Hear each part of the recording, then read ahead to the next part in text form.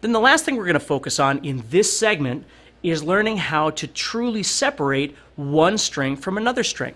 So let's take a look at the C chord, for instance. We're going to take this C chord right here, which is the bottom 5. Okay? And what I'm going to do is I'm going to keep switching between this note right here and this note right here. So you see how I'm moving my third finger back and forth? People can do this too. I mean, you can use 2 fingers at the same time like this, but for this exercise, I want you to try and move this back and forth physically so you can feel the motion. So what I'm going to do is I'm going to strum this this C chord by plucking the 5th string and then strumming the bottom half of the guitar.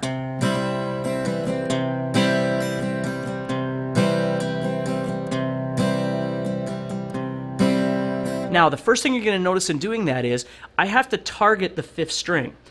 The bottom half of this C chord I can just strum like I always do, but when I target that 5th string, I got to really focus in on hitting the right string. So as you watch me strum, what you're going to notice is when I go for that note, I close in. All of a sudden, I'm not doing this. I got to close in. Now I'm open. Now I'm closed. Now I'm open, closed. Now, closed to me, a closed position is when I grab onto the guitar with either my 3rd finger, my pinky, both, whatever, and I try and target the string that I want. In this case, I want the 5th string. So I pluck that, and then I spread back out, and I open up again.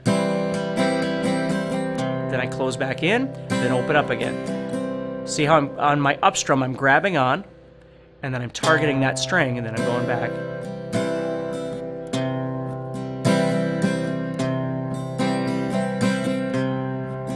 Now, it takes a while to get used to this closed position idea because you got to know where the string is. You know, you don't want to always have to stare at your guitar. I call it rock star syndrome when people feel like they can't look at their guitar when they play. What else do you want to look at? You know, you don't want to stare at me the whole time. I mean, you can look at your guitar. There's nothing wrong with it. But you're using your eyes more as a monitor than specifically trying to figure out where you're going to go, because you've played it so many times you can feel the distance.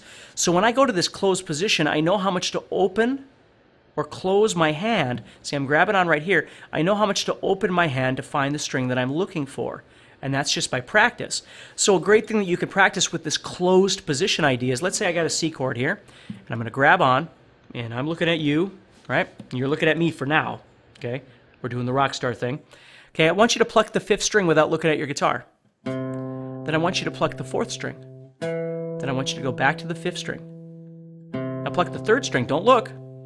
See how you got to close in? You got to close in and open up to the 5th.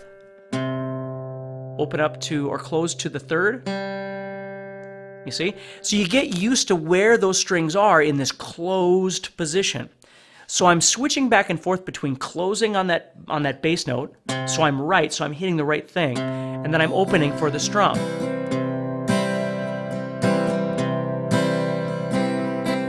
And you hear that a lot in folk music, you hear it a lot in country music, and even in pop music, even rock music to a certain degree, you hear those kind of strums.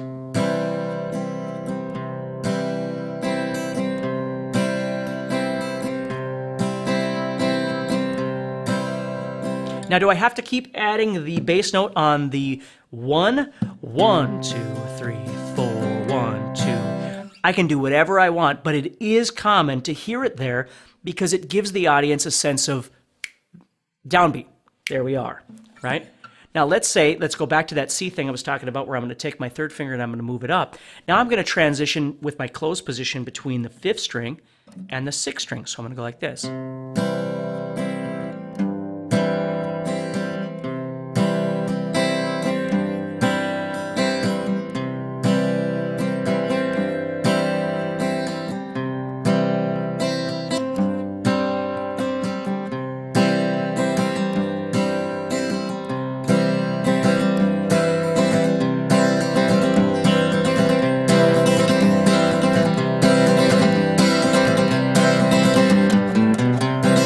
Right? That's how you go back and forth. That's how you get that whole kind of effect happening, is by learning how to close in a little bit. Now you'll notice that when I close in, I'm kind of stuck with my wrist right here. I can't move my elbow, right? I can move my elbow when I'm in an open position.